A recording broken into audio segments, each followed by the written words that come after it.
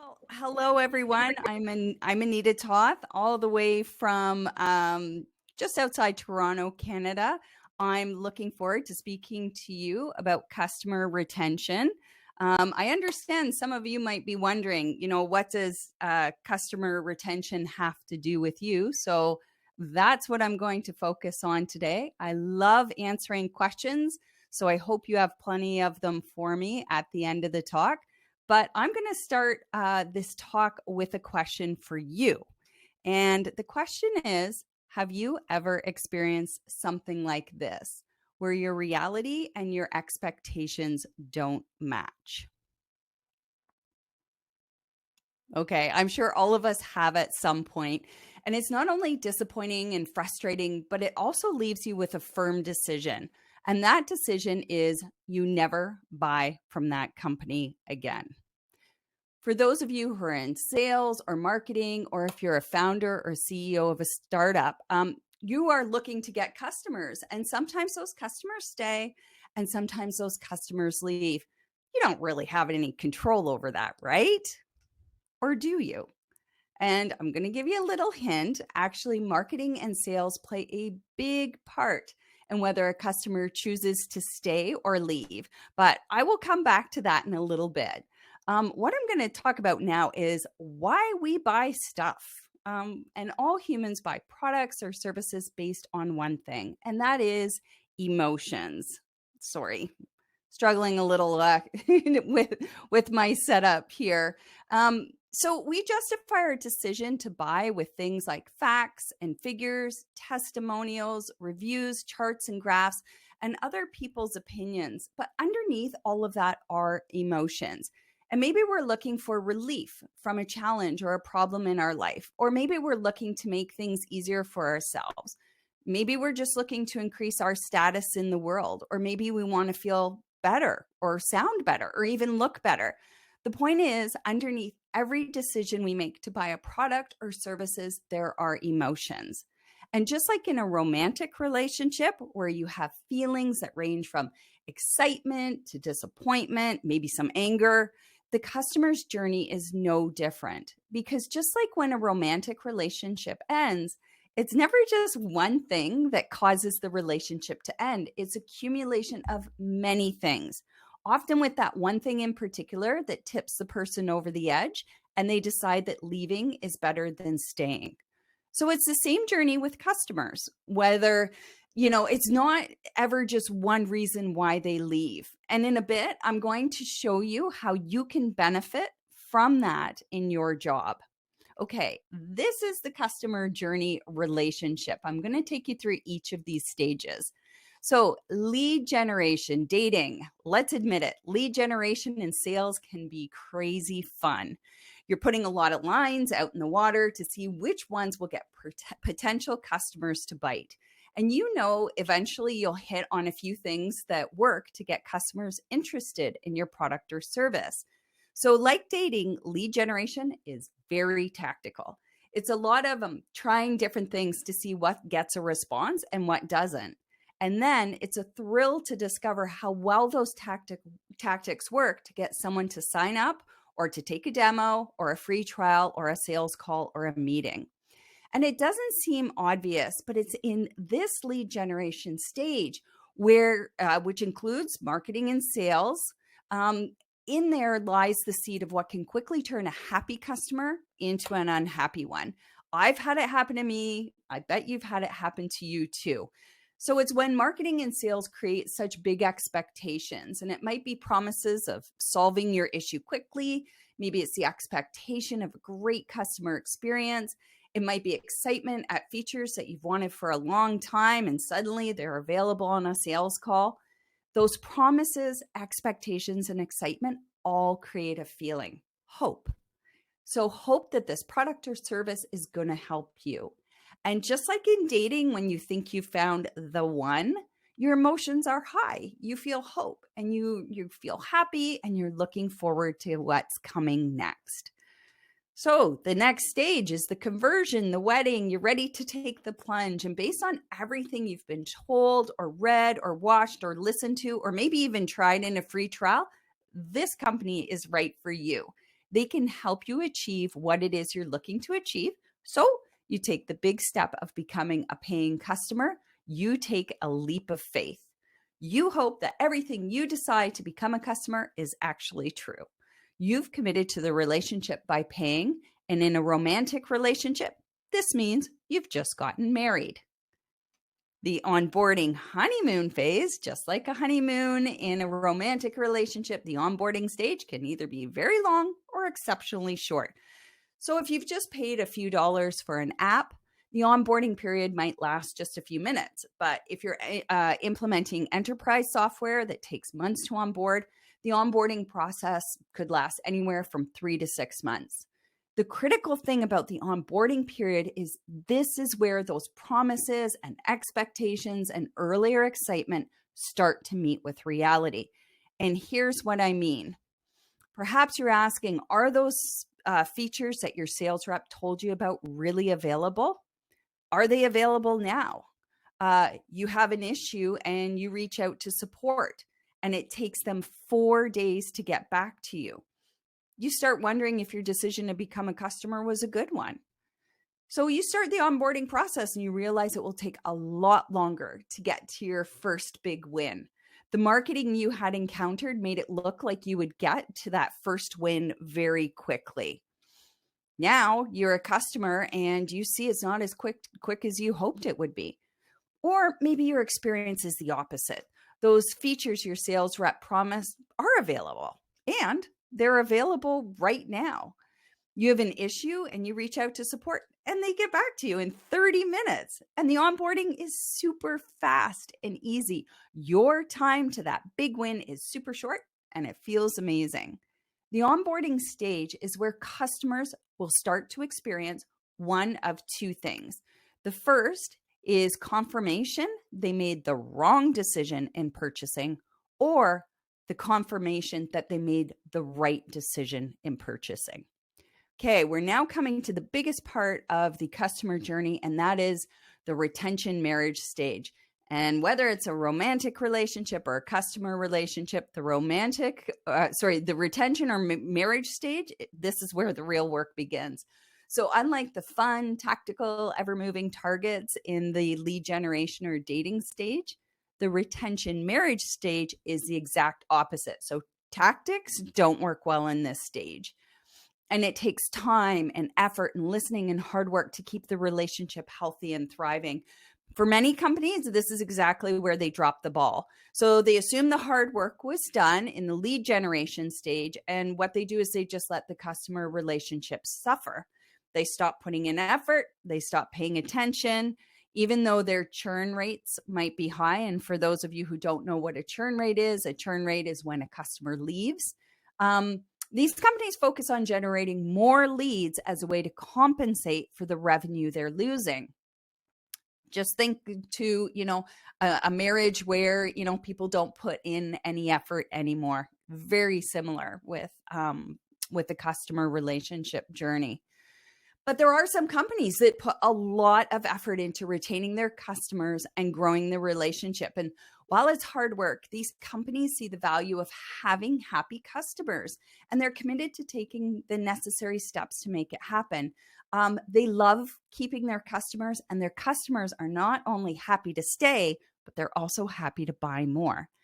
Now, for companies that are heavily invested in retention and growing their customer relationship, these next two stages I'm going to talk about, they rarely happen. And the first is the wandering eye stage. As you know, when humans aren't happy, we tend to start looking around at things we think might bring back the happiness. So for customers, the wandering eye stage might mean noticing your competition's ads and clicking on them.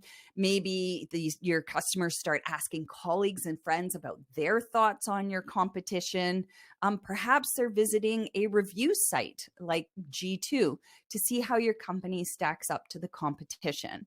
When customers are engaging in behaviors like this, they are at a very high risk of leaving. And then there's the test drive stage. So not every customer who is at high risk of leaving will enter this stage. Some will jump right from wandering eye to the very last stage that I'll show you in a second. But some of your customers will want to test drive your competition. And this means they're taking demos, maybe they're even signing up for a free trial, or maybe they're taking sales calls and have initiated the sales process. And when a customer hits this stage, it is code red. Like the relationship is on life support. And the chance of losing this customer is nearly 100% unless there is some radical intervention on your part. And of course, I think you've figured out the last stage is churn. So that's when a customer leaves, it's over, the relationship is done. And unfortunately, once customers leave, they rarely come back. They are gone. Now, if you're in marketing or sales or you're a founder or a CEO, you might want to listen to this next part I'm going to talk about. Remember this guy right here? Okay, so his experience in buying a carpet for his bedroom, and it turned out that the carpet was for a little tiny dollhouse. I want you to look at the expression on his face. And what do you see there? To me, he doesn't look very happy at all. And that's because his expectations of a room-sized rug and the reality of his little tiny rug were vastly different. So for those of you who like visual representations of what I'm trying to say here, let's look at it a different way.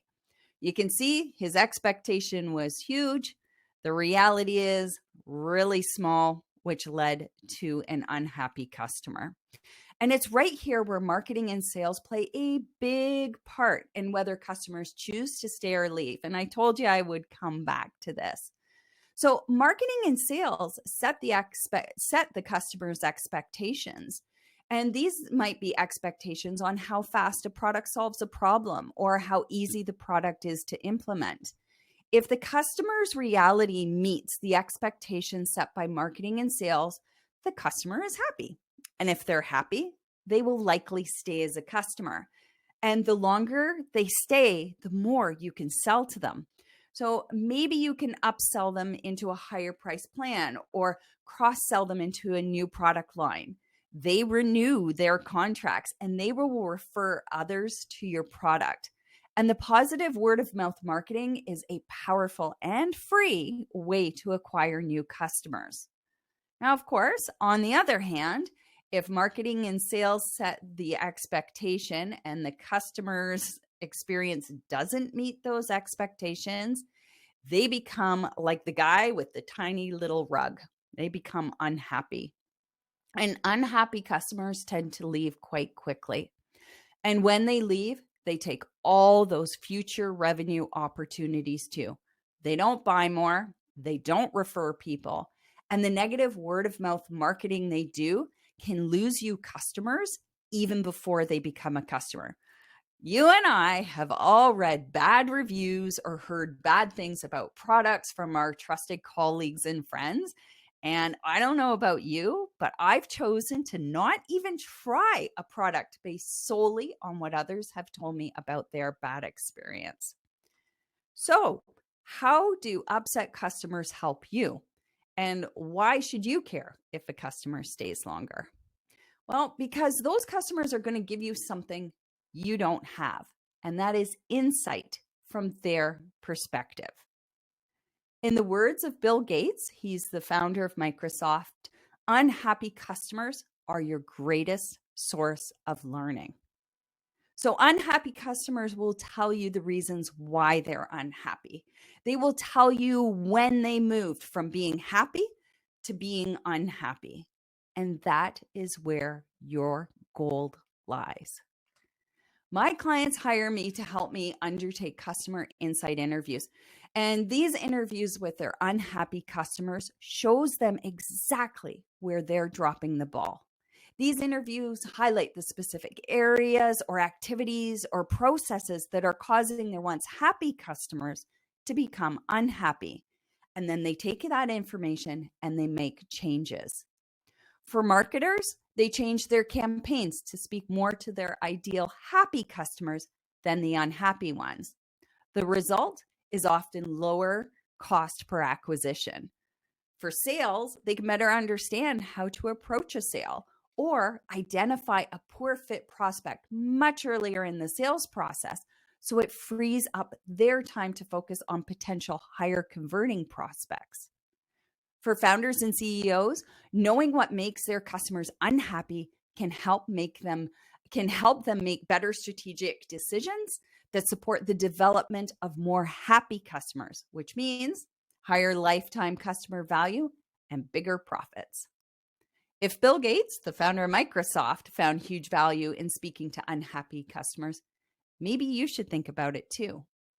And there's two ways that you can learn directly from unhappy customers. The first is by talking to your colleagues in customer support, or even better, some of you maybe have a customer success department. If you do, you want to speak to your colleagues there. Customer support and customer success are the teams that are talking to customers every single day, and they can tell you specifically why customers are unhappy. Now, maybe some of you are feeling particularly brave and you want to ask if you can shadow those people in customer support and customer success and listen in on a few of their calls, or even take a few calls yourself. So I've heard of several companies where everybody, like from marketing, product, sales, and the executive team, including founders and the CEO, have to take a shift on the customer support line for a few hours a month. And every single employee who does these support calls learns an incredible amount of insight into how their jobs affect customers.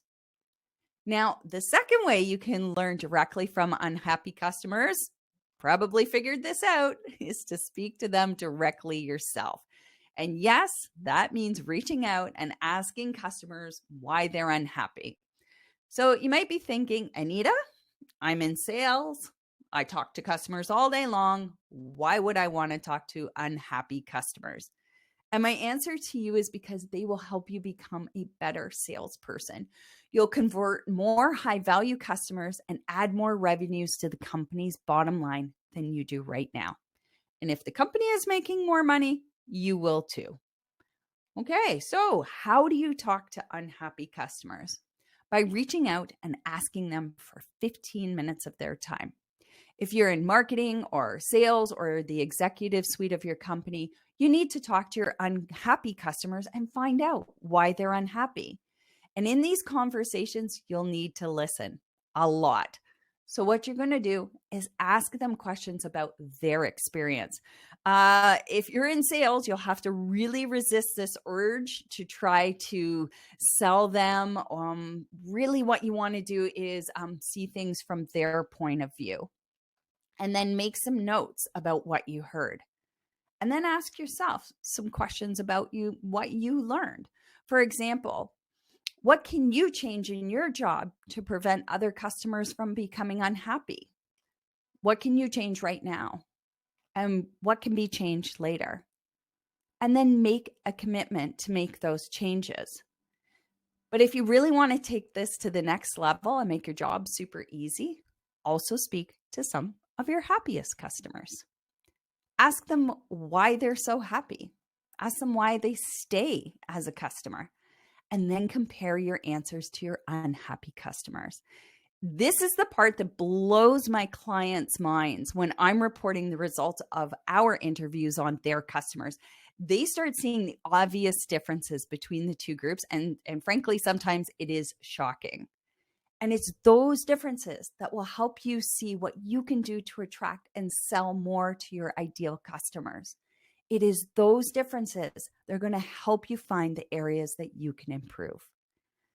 But you can only find your insights and your gold by doing this comparison between your happy and unhappy customers, if you have retained a big enough pool of customers to talk to. So here is why retaining more customers is so important to this process. And that's because not every customer is going to want to speak to you. And the more happy customers you have, the more nuanced you can get with this interview process. So down the line, you can interview both happy and unhappy customers, maybe that have bought a certain product, or customers of a certain account size, or customers that spend a certain amount of money, or customers with a certain job title. And really, the list goes on. And interviewing customers should really be a part of your monthly activities. And that's because customers are always changing what they want, need, and desire. Interviewing customers on a regular cadence means you'll be able to identify the earliest changes in your customers' wants, needs, and desires. You'll be on the front end of the curve, not at the back of it. And this means a great advantage over your competition. So I'm going to challenge you now. Are you ready? I am challenging you to get to know your customers better, yourself. This means you'll be speaking directly to them. This means you will have to take time in your day to prioritize this. This means potentially learning some valuable information that you never knew about your customers. And this challenge could literally change your business. Are you ready? Okay, here's the challenge. Speak to one customer every day for the next 7 days. Of course, the best place to start is speaking with your unhappy customers. So you could pick an open support ticket or pick a closed one, call a customer and ask if you could speak to them for 15 minutes. What you're going to do is focus on them, not solutions. You're going to ask about their experience. You are going to record the call and you're going to take some notes. That's it. Speak to one customer for 15 minutes for the next 7 days, and you might just be surprised by what you discover. Oh, and before I finish, I want to say I do have 2 resources for you that I believe you'll have a link to them, but I just want to show you now. One is called Customer Retention Tips. For every part of that journey, remember at the beginning, I went through that customer relationship journey. So this is more for marketers or people in customer success. And the second is for sales on getting more sales and renewals. So the first one, there's a bunch of companies there: Amazon, Slack, Starbucks, Hugo, Calendly, Simply, Teespring, and Apple. So I've taken examples from all of these companies that you can just sort of cut and paste and use them as examples to retain your customers if you're a marketer.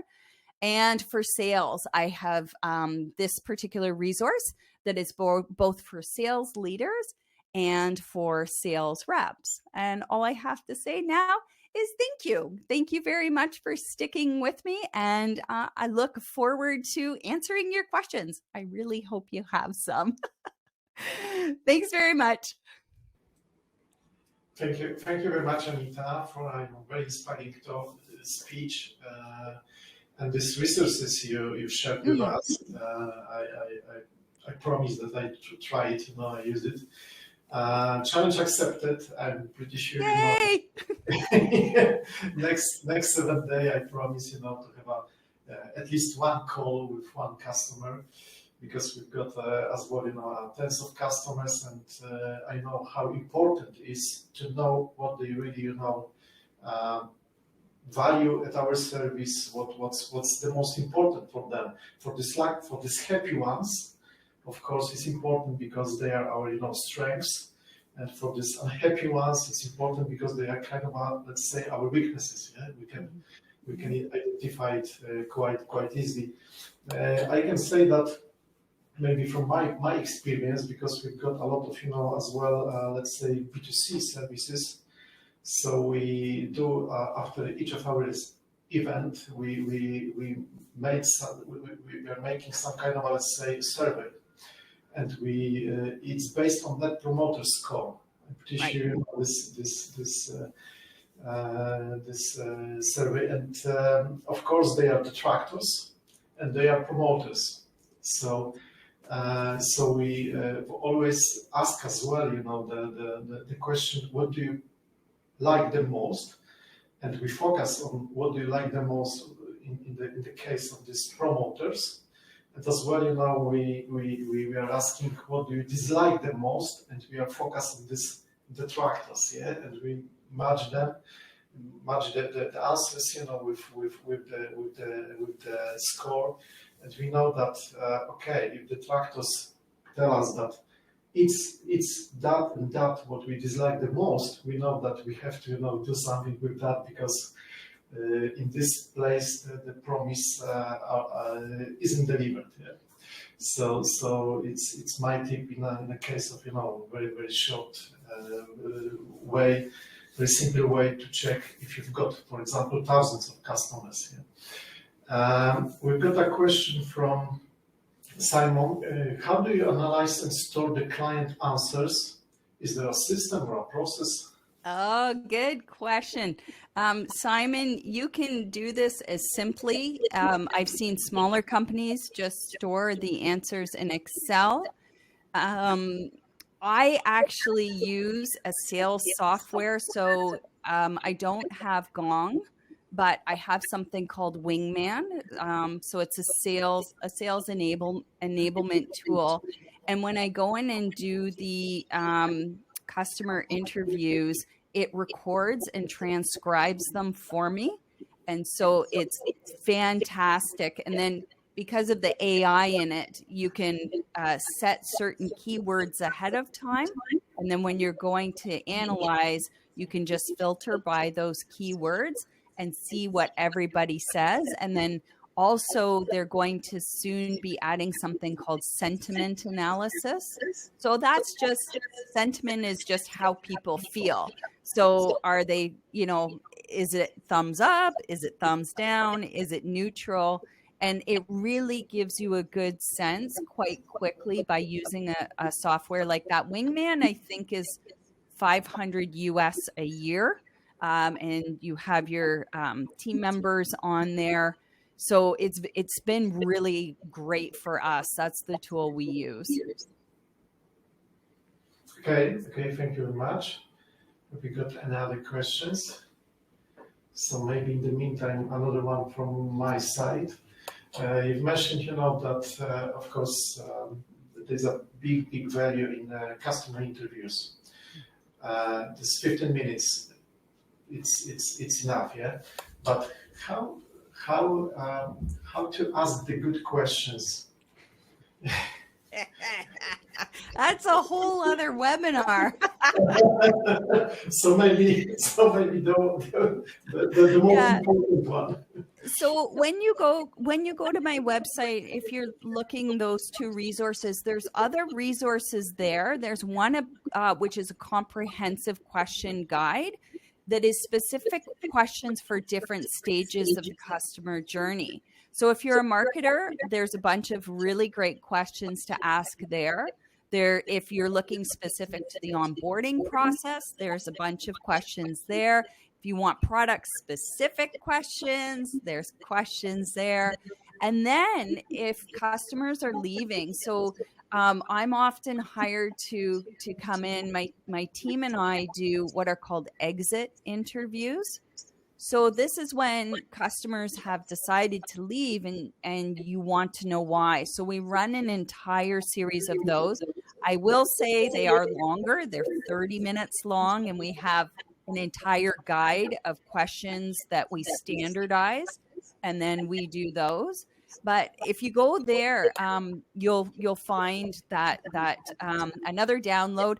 I don't ask for emails. All my content is ungated, so feel free to just go and poke around. But I did create that guide so that people can pull out some really good questions and start there. Okay. Thank you very much. I for sure, I check it. We've got another question from Lucas. Is this process, so the process of interviewing, analyzing and storing client answers and so on, is this process part of the customer success activities and responsibilities, or do you see a need for a separate activity program for collecting this insight from customers? Should it be internalized and continuous, or seasonal and conducted by consultants? Great question. I love this. So really, this should be part of the greater Voice of Customer program, which is also looking at things like behavioral data, transactional data, things like reviews, social media comments, and then you add in, like you had mentioned, NPS, Net Promoter Score, surveys, if you have focus groups, and then customer interviews. So if the company is big enough, there's usually a team that will look after that. For customer success managers, the reason why I do not recommend that they do interviews on their own customers is for something, we have biases in our relationships. So if you and I have a good relationship, I may not want to tell you some bad things that might cause problems in the relationship later on. So what I always recommend for customer success is you train one or two people, and that becomes part of their job function, but they never interview their own customers. So by having two different CSMs that have this job activity, if there's somebody who comes up that's a customer of the one, then the other person can interview them. So the CSM themselves, this should not be something that they do. Two people should be designated to do it, and it just becomes part of just their job. Okay. Thank you very much. Actually, at the moment, I don't see any other questions. So Anita, thank you very much for being with us. Thank you. For dedicating your time to speak to us. Of course, for everyone, we will provide all of our customers with the video recording of your speech. And I suggest as well, to visit Anita website.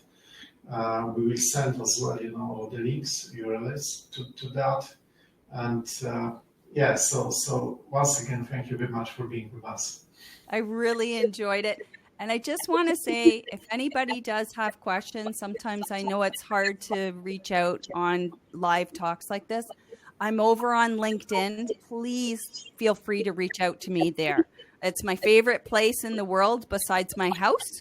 So feel free to reach out to me over on LinkedIn. Okay. Thank you. Thank you. Take care. Bye.